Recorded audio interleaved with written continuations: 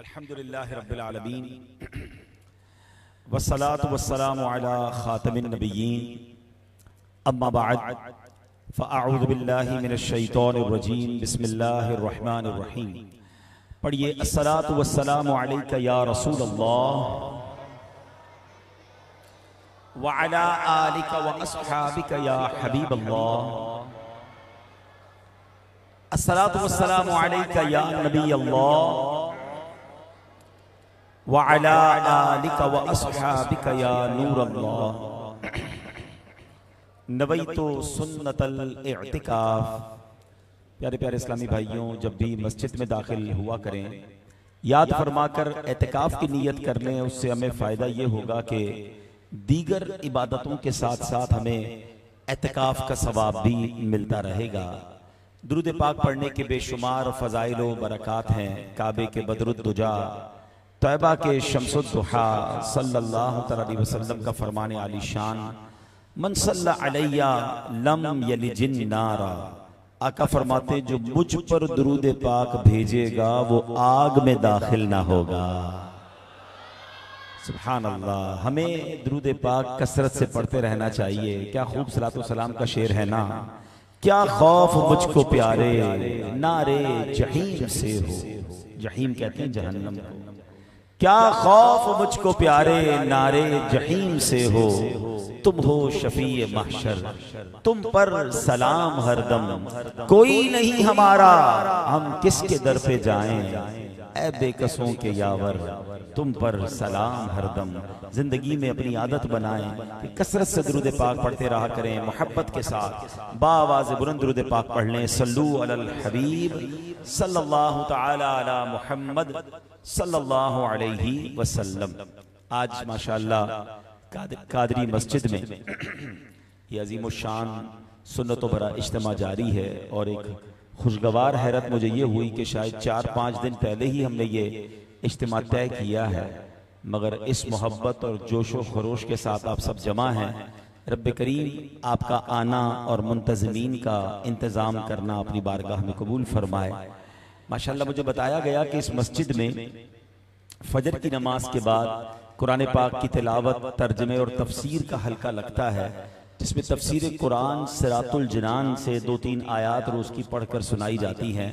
और माशाअल्लाह उस फजर के हल्के में पूरी तफसीर कुरान सिरातुल जिनान का ख़त्म हुआ है।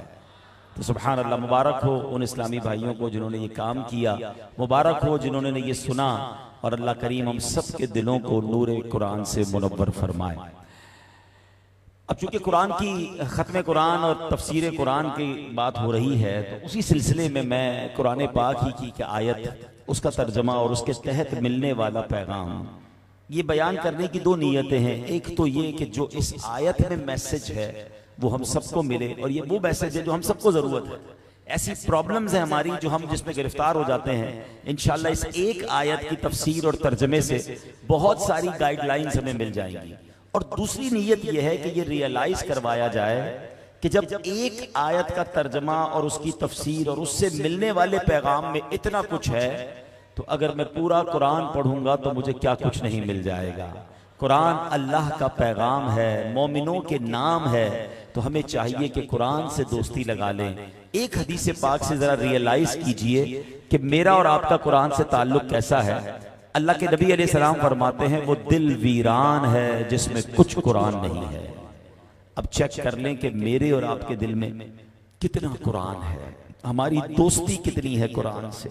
पूरा पूरा दिन गुजर जाता है, बल्कि कहने दीजिए कई कई हफ्ते, कुछ लोगों के कई महीने गुजर जाते हैं, मगर वो कुरान को देखते नहीं है, कुरान को छूते नहीं है, कुरान को पढ़ते नहीं है।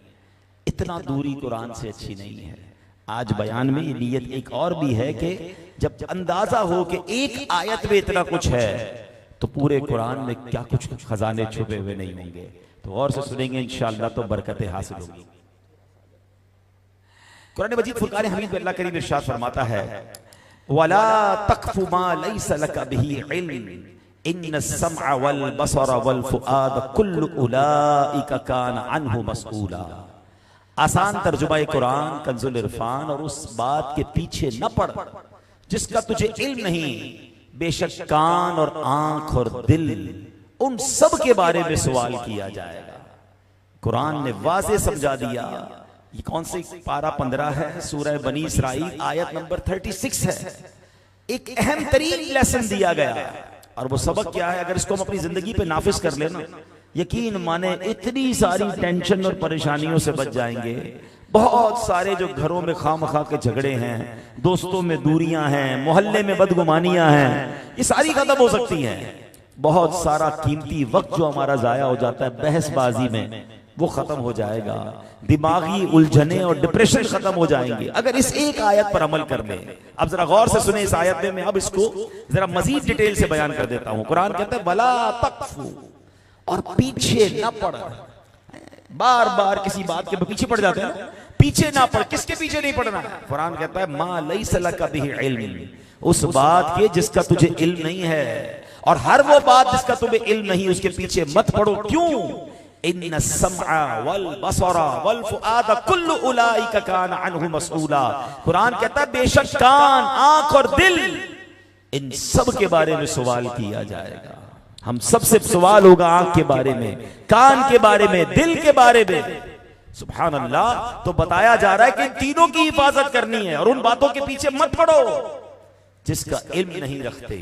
अब इस आयत करीमा की तफसीर उलमा से हम समझेंगे ना, अपनी तरफ से फैसला नहीं कर लेंगे कि किस बात के पीछे पड़ने से मना किया गया।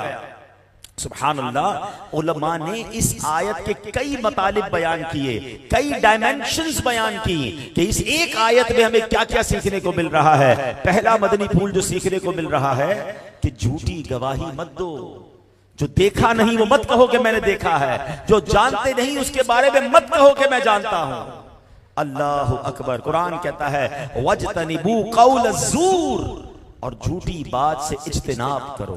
ये झूठी गवाही जो होती है ना, दोस्त को बचाने के लिए, रिश्तेदार को बचाने के लिए, माद अल्लाह पैसे लेकर लोग अदालत में झूठी गवाही देते हैं, प्रेशर में आ जाते हैं, झूठी गवाही देते हैं। सरकारे दो आलम सल्लल्लाहु अलैहि वसल्लम ने फरमाया अला उनब्बिउकुम बि अकबरिल कबाइर, क्या मैं तुम्हें बड़े कबीरा गुनाहों के बारे में ना बताऊं? बहुत बड़े कबीरा गुनाह के बारे में। साहबा ने, नबी पाक ने फिर खुद ही फरमाया शहादतुज़्ज़ूर, यानी झूठी गवाही देना ये बहुत बड़ा गुनाह है। अब आज बताएं, कुछ लोग तो माद अल्लाह अदालत में जाकर थोड़े पैसों की खातिर मुजरिम का साथ दे देते हैं और मजलूम के सामने झूठी गवाही देते हैं। वो अल्लाह को क्या मुंह दिखाएंगे? वो इंसाफ के यूं समझे रुकावट बन रहे हैं इंसाफ देने के लिए। आज इसी तरह सिर्फ अदालत में झूठी गवाही नहीं दी जाती।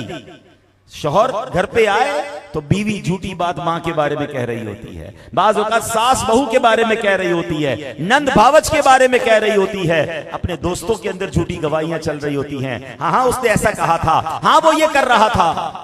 वला हौला वला कुव्वता इल्ला बिल्लाह। कारोबार के मामले में, कर्जे के मामले में अब आप गौर करते जाएं कि कहां कहां झूठ बोलकर अपना काम लोग सीधा कर रहे होते हैं। हालांकि कुरान कहता है उन बातों में मत पड़ो, उन बातों के पीछे मत जाओ जो नहीं जानते, जिसका इल्म नहीं रखते। बाज़ औक़ात तो ऐसा भी होता है कि मालूम है दोस्त गलत है, मगर चूंकि मेरा दोस्त है तो सामने वाला बेशक मजलूम है, हम दोस्त का साथ देते हैं। यहां दोस्त का साथ नहीं देना है, यहां रिश्तेदार का साथ नहीं देना है। जिंदगी में एक उसूल बना ले, हमेशा इंसाफ का साथ देना है, हक का साथ देना है, कभी भी जालिम का साथ ना दें। उलमाए किराम बैठे हैं, सरकारे दो आलम अलैहिस्सलाम की बड़ी मशहूर हदीस है कि वो खुशनसीब जिनको कयामत के दिन अल्लाह के अर्श का साया नसीब होगा, उनमें पहले नंबर पर मेरे आका ने फरमाया आदिल हुक्मरान। अदल करने वाला हुक्मरान जो होगा उसे कयामत के दिन अल्लाह के अर्श का साया मिलेगा। तो बताओ ना, जो अदल नहीं करने वाला होगा उसका क्या हाल होगा? जो जालिम का साथ देने वाला होगा उसका हाल क्या होगा? जो झूठी गवाही देने वाला होगा उसका साथ क्या, उसका मामला क्या होगा?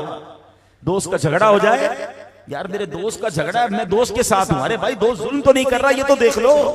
तुम्हारा दोस्त किसी के साथ ज्यादती तो नहीं कर रहा। भाई मुझे नहीं पता, दोस्त मेरा है, जिधर कहेगा लड़ने के लिए तैयार हूं, जिधर ले जाएगा गवाही दे दूंगा। वला हौला वला कुव्वता इल्ला बिल्लाह। कुरान कह रहा है उन बातों में मत पड़ो जिसका इल्म नहीं रखते।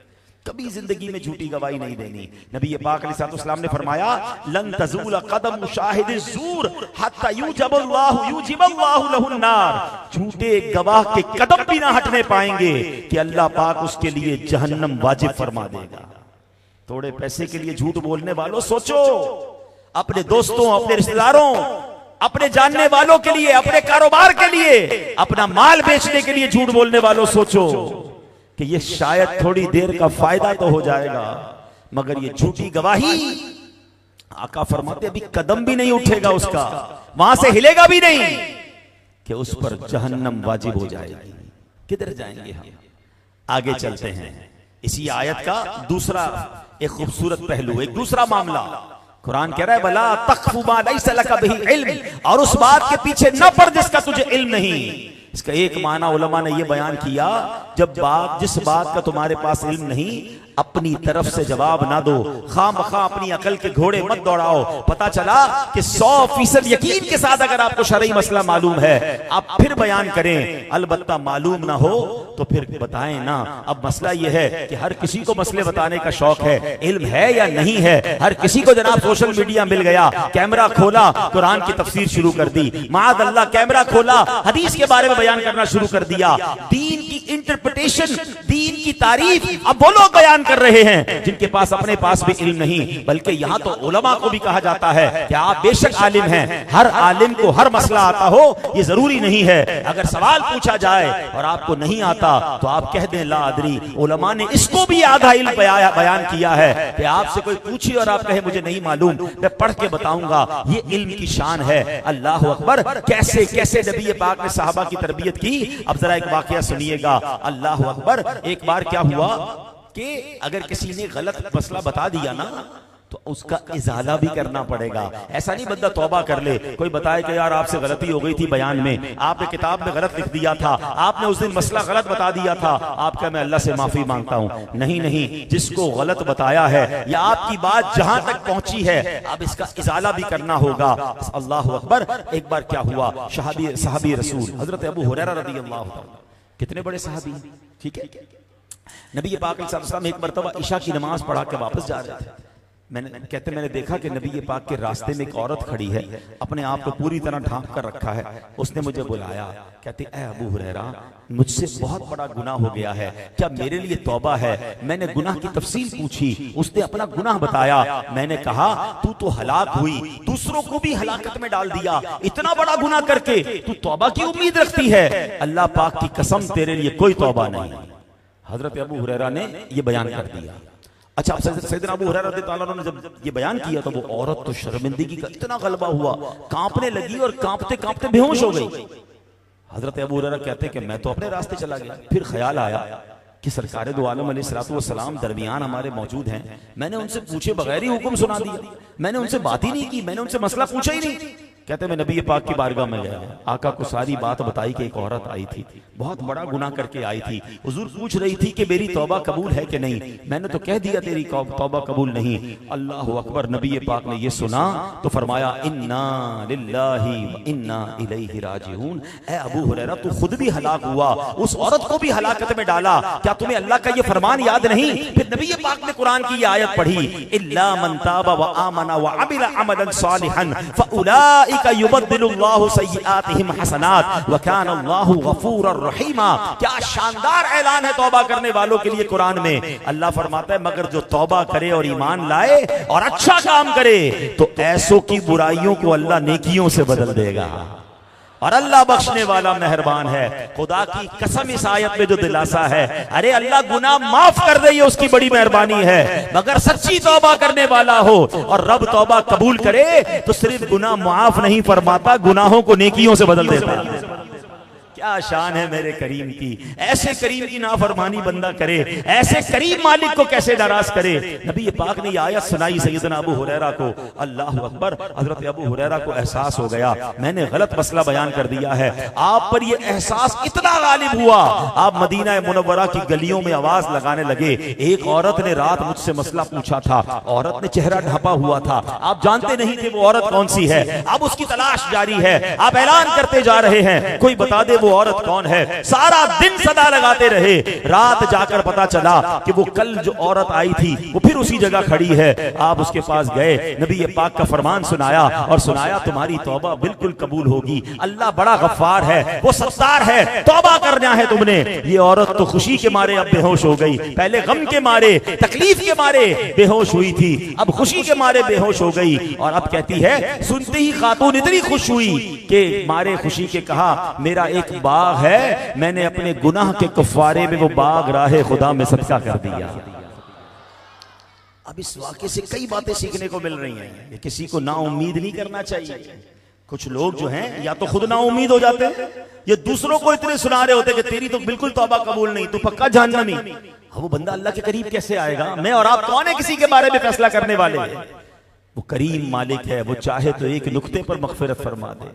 तू करीम ही जो ठहरा तो करम के क्या ठिकाने, तू करीम ही जो ठहरा तो करम के क्या ठिकाने, तू नवाजने पे आए तो नवाज दे ज़माने। कभी मायूस नहीं होना है, कितने भी गुनाह क्यों ना हो, आ जाओ उसकी बारगाह में, सर झुका दें। अल्लाह की शान बहुत बड़ी है, वो करीम है, वो माफ करने वाला। याद रखिए, ईमान की तारीफ उलमा ने बयान की, अल ईमान बैनल खौफ वर रिजा। ईमान खौफ और उम्मीद के दरमियान की शय का नाम है। यानी ऐसा भी नहीं हो कि बंदा इतना बेखौफ हो जाए कि अल्लाह माफ करने वाला, जो करना करते रहो, या इतना खौफ ज़दा ना हो जाए कि मैं इतना गुनाहगार हूं, मेरी बख्शिश ही नहीं होगी। नहीं, खौफ भी रखना है, उम्मीद भी रखनी है, उसके दरमियान रहना है।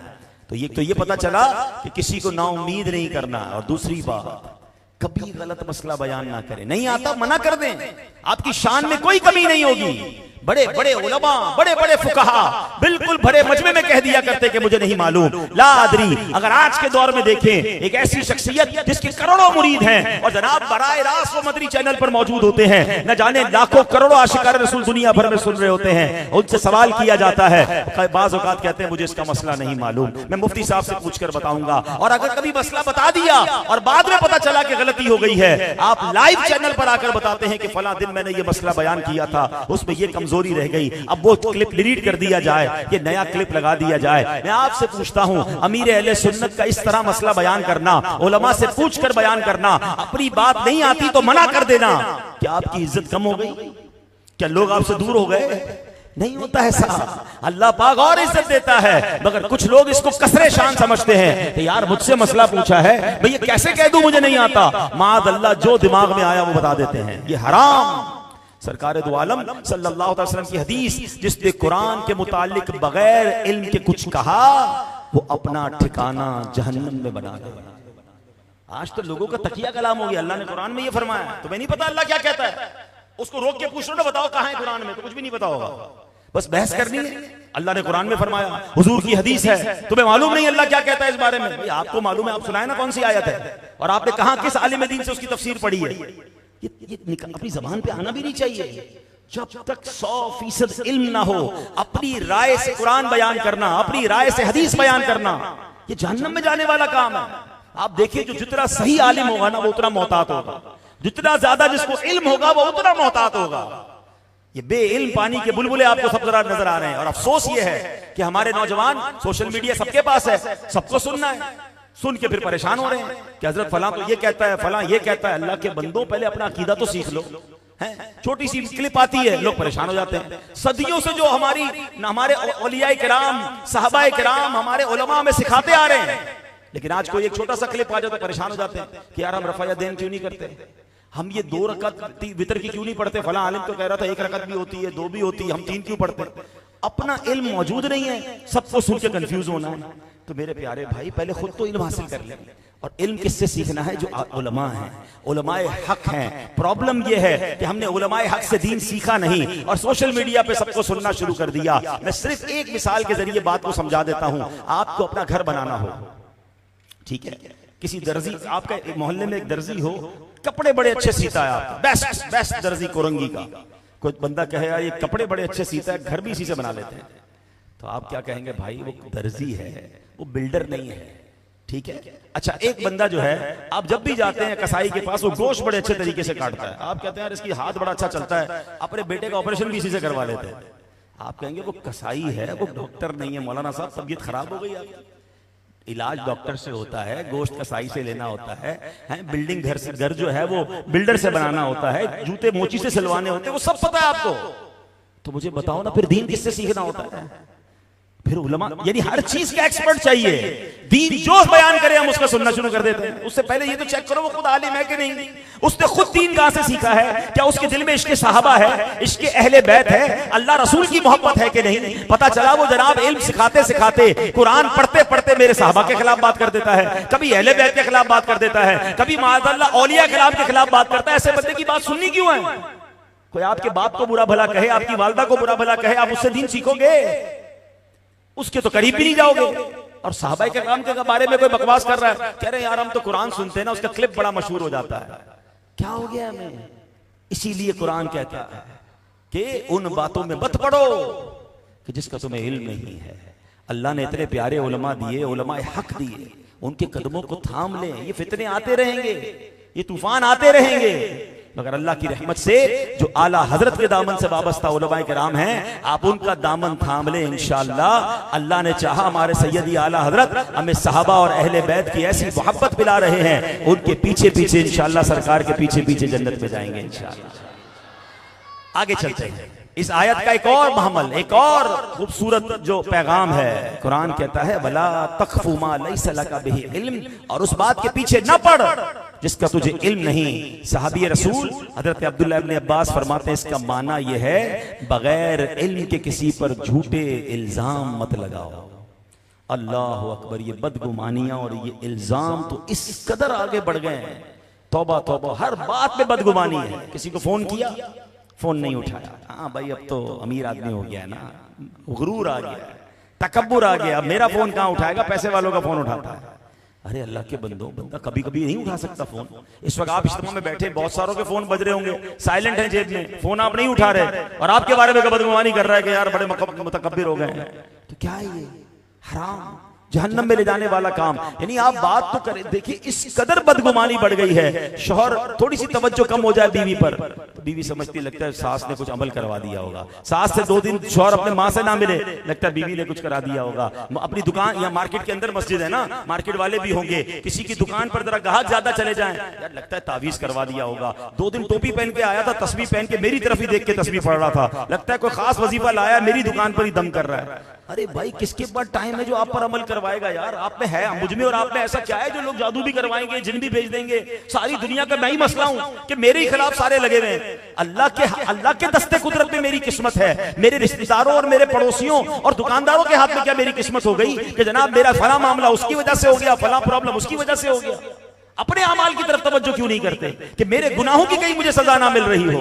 और ये आजमाइशें तो जिंदगी में आती हैं। सर में दर्द हुआ, जादू हो गया होगा, पेट में दर्द हुआ, जिन आ गया होगा, कान में दर्द हुआ तो फला ने फूंक दिया होगा, इसी में मर गए।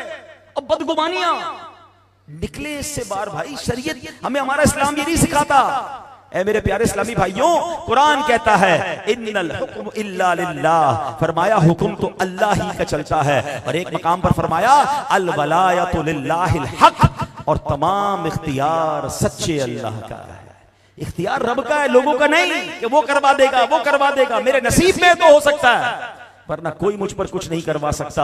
आप नमाज पाबंदी से पढ़ें, बावुजू रहिए, सूरह फलक और सूरह नास का विर्द कीजिए और तवज्जो अपने अमाल की तरफ रखिए। एक बात याद रखिए, हम पर जो प्रॉब्लम्स आती है ना, उसकी बड़ी वजह हम खुद होते हैं। अब जरा हदीस सुन लीजिए ताकि ये मसला हल हो जाएगा। एक बार नबी पाक अलैहिस्सलाम से सिद्दीक़ अकबर रज़ियल्लाहु तआला अन्हु ने सवाल किया, हुजूर अर्ज करते हैं, हुजूर क्या हमारे हर अमल का बदला दिया जाएगा? हम जो अमाल करते हैं हर अमल का बदला दिया जाएगा? आका अलैहिस्सलाम फरमाते हैं गफरल्लाहु लका या अबा बकरिन, ए अबू बकर अल्लाह पाक तेरी बख्शिश फरमाए, क्या लोग बीमार नहीं होते? आका सवाल कर रहे हैं, क्या इन्हें रंज नहीं पहुंचता? क्या वो गमगीन नहीं होते? क्या परेशानियां नहीं आती? अर्ज की क्यों नहीं या रसूलल्लाह, ये तो सब कुछ होता है हमारे साथ। फरमाया फहुआ मा तुजज़ौन बिही, बस ये अमाल का बदला ही तो है। आंख हराम देख रही है, कान हराम सुन रहे हैं, जबान झूठ बोल रही है, नमाजें कज़ा हो रही हैं, लोगों के दिल तोड़ रहे हैं और कहते हैं पता नहीं बीमारी क्यों आ गई, नुकसान क्यों हो गया, फला ने कराया होगा। खुद तो देखो तुमने क्या किया सुबह से शाम तक। अल्लाह को नाराज करके कहते रहमतें क्यों नहीं बरस रही, कारोबार में बरकत क्यों नहीं हो रही? हमने कसर कौन सी छोड़ी रब को नाराज करने में? और फिर अपने कसूर याद नहीं आ रहे, बल्कि बाजों का तो सुन के, जुमला सुन के हिल जाता है बंदा, पता नहीं कौन सा कसूर हो गया जो मेरे साथ ये हो रहा है। ये जुमला आता कैसे जबान पर यार? कसूर ही कसूर है मेरे तो, मैं तो सुबह से शाम कसूरवार हूं। न जाने कितनी नाफरमानियां जिंदगी में कर ली और अब मैं ये कहता हूं पता नहीं क्या कसूर हो गया। अच्छा, उसी बंदे से रोक के पूछ लो ना, भाई आप 5 वक्त नमाज तो पूरी पढ़ते होंगे? नहीं, बस वो नमाज में तो सुस्ती हो जाती है। ये बंदा कैसे कह सकता है कि कसूर क्या हो गया? सबसे बड़ा कसूर तो ये कि आप बेनमाजी हैं। पता है आपको, सबसे बड़े गुनाहों में गुनाह ये कि बंदा नमाज नहीं पढ़ता। हमें शराबी बुरा लगता है, शराब हराम, मगर नमाज कजा करना इससे बड़ा गुनाह है। मगर वो किसी को बुरा नहीं लगता क्योंकि सारे बेनमाजी होते हैं। ऐसा ना करें। अपनी जिंदगी में अगर सुकून चाहते हैं, अपनी जिंदगी में अगर भलाइयां चाहते हैं, खैर चाहते हैं, तो रब की रिजा वाले काम करें। अल्लाह को नाराज करके आप खैर की उम्मीद कैसे रख रहे हैं? ये तो करीम है जो सांस बंद नहीं कर रहा, ये तो करीम है जो हमारे हाथ पैर चल रहे हैं। वरना वो चाहता तो मेरी आंख हराम देखती में अंधा हो जाता, पैर हराम की तरफ जाते लंगड़ा हो जाता। ये तो उसकी मेहरबानी है, ऐब छुपाए हुए हैं, लोग इज्जत कर रहे हैं। खुदा की कसम, जितना रब ने हम पर एहसान किया और जितना वो हमारी नाफरमानियों के बावजूद नवाज रहा है, फिर शिकवा जबान पर कभी नहीं आना चाहिए। तो काश ये बात समझ आ जाए और हम इन तमाम बातों से निकल जाएं। आखिरी वाकया सुन लीजिए। घरों में भी अजीब अजीब इल्जामात, अजीब अजीब शक व शुबा, अजीब अजीब झगड़े चल रहे हैं। एक साहबी ने, बुखारी की हदीस है, एक देहाती शख्स नबी पाक की बारगाह में हाजिर हुआ। अर्ज करता, या रसूल अल्लाह सल्लल्लाहु अलैहि वसल्लम, मेरे एक ऐसे बच्चे की पैदाइश हुई है कि हुजूर उसकी शक्ल मुझसे नहीं मिलती। अब कैसा अजीब बात है, अपनी बीवी पर शक, मुझे लगता है ये बच्चा मेरा नहीं है। अल्लाह अकबर। अब सुभान अल्लाह, मेरे आका ने क्या जवाब दिया? आका फरमाते हैं, तुम्हारे पास ऊंट हैं? कहता हुजूर बहुत सारे ऊंट हैं। फरमाया किस रंग के हैं? कहा हुजूर वो सुर्ख रंग के हैं। आका ने फरमाया कोई उनमें खाकी रंग का भी है? कहा हुजूर जी हाँ, कुछ ऊंट खाकी रंग के भी हैं। फरमाया बताओ सुर्ख रंग के ऊंटों की नस्ल में खाकी रंग के ऊंट कहां से आ गए? तो कहते हुजूर सुर्ख ऊंट के बाप दादाओं में कोई खाकी रंग का ऊंट रहा होगा, उसकी रग ने इसको अपने रंग में खींच लिया। तो आका ने फरमाया कि यह भी तो मुमकिन है कि तुम्हारे बाप दादाओं में कोई काले रंग का हुआ होगा और उसकी रग ने तुम्हारे बच्चे को अपनी रग की तरफ खींच लिया, इसलिए वो बच्चा तुम्हें अपनी शक्ल का नहीं लग रहा है, तुम्हारा हम शक्ल नहीं है। उस सहाबी रसूल ने, उस शख्स ने कहा कि ठीक है हुजूर, मुझे बात समझ आ गई है। अब छोटी छोटी बातों पर घर में शक है, शुबा है, लड़ाई है, झगड़ा है, इतनी शक के साथ जिंदगी नहीं गुजरती है। मियाँ बीवी ये गाड़ी के 2 पहिए हैं, आप सारा दिन घर से बाहर होते, वो घर संभालती है बेचारी। अब जनाब वो शक कर रही है या आप शक कर रहे हैं और छोटी छोटी बातों पर इल्जाम लगा रहे हैं। ऐसा ना करें, जिंदगी मुश्किल ना करें, एतमाद करें, अल्लाह पर भरोसा करें और अल्लाह से खैर की उम्मीद रखें। तो बहरहाल मेरे प्यारे इस्लामी भाइयों, आज चंद बातें अर्ज की हैं, वरना इसके आगे इतनी, इस एक ही आयत के तहत इतनी बातें आती हैं जो हम पड़े हुए हैं, जिन कामों में हम पड़े हुए उन कामों में हैं जिनकी हमें जरूरत नहीं है और उन कामों को छोड़ा हुआ है कि जो हमें सीखना जरूरी है। हालांकि कुरान कहता है वला तख्फु मा लैसा लका बिही इल्म, और उस बात के पीछे न पड़ जिसका तुझे इल्म नहीं। आज चाय के होटल पर क्या हो रहा है? फला मुल्क कौन सा मिसाइल आ गया, फला मुल्क ने ये कर दिया, लगता है भाई अब तो पेट्रोल का रेट बढ़ जाएगा। ऐसी पेट्रोल पर बहस हो रही है जैसे हजरत के 4 तेल के कुएं हैं। डलवाना स्कूटर में 100 रुपए का पेट्रोल है और रेट चेक हो रहा है इंटरनेट पर कि आज पर बैरल रेट क्या है, क्योंकि टाइम बड़ा है। गोल्ड का रेट लोगों को पता, आज स्टॉक एक्सचेंज कितना ऊपर गई है, फला फुटबॉल के मैच का रिजल्ट क्या है, सारी बहस करवा लो। इनसे पूछो भाई नमाज के फर्ज कितने हैं, कुरान का तलफ्फुज आपको आता है कि नहीं, आपको वुजू का तरीका आता है कि नहीं, इसकी फिक्र नहीं है, इसके लिए टाइम नहीं है और बहसें करवा लो जनाब सारी रात। अल्लाह अकबर। कुरान कहता है उन बातों के पीछे न पड़ जिसका तुझे इल्म नहीं। अरे जिसकी जरूरत नहीं उसके पीछे क्यों पड़े हुए हैं? एक बार इमाम आजम अबू हनीफा रदी अल्लाह तआला अन्हु के पास एक शख्स आया। अब इमाम आजम तो इमाम आजम है ना, हनफियों के करोड़ों हनफियों के पेशवा हैं। वो नौजवान आकर कहता है हजरत ये बताइए हजरत मूसा की नानी का नाम क्या है? ये उलमा बैठे हैं, आजकल भी नौजवानों को बड़ा शौक होता है जरा फला आलिम के पास जाएंगे, कोई ऐसा सवाल करेंगे हजरत जवाब नहीं दे सकेंगे, हम उनको जरा तंग करेंगे। अरे उलमा को चेक करने निकले, इमाम आजम को चेक करने गया था। हजरत मूसा की नानी का नाम बता दिया। इमाम आजम थे। फरमाया बेटा वुजू के 4 फर्ज हैं। कहता हजरत मैं आपसे ये पूछ रहा हूँ कि हजरत मूसा की नानी का नाम क्या है?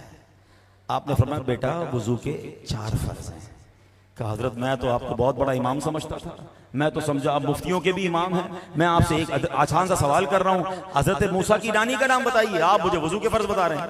क्या कमाल का जवाब दिया आपने। कहा बेटा मरने के बाद कब्र में तुझसे ये सवाल नहीं होगा कि मूसा की नानी का नाम क्या था, तुझसे ये सवाल होगा कि नमाज पढ़ी कि नहीं, और नमाज पढ़ने के लिए वजू जरूरी है, और बेटा वजू के 4 फर्ज हैं वो सीख ले। हम किस बहस में पड़े? सच बताओ, हमारी सुबह से शाम बहस क्या है? फला ने ये कह दिया, फला का क्लिप ये था, फला ने ये जवाब दिया, उसका इल्म कम है, उसका इल्म ज्यादा है। ला हौला वला कुव्वता। सहाबाए किराम के दरमियान बहस चल रही है कि फला ने ये किया था, उस जंग में क्या हुआ था।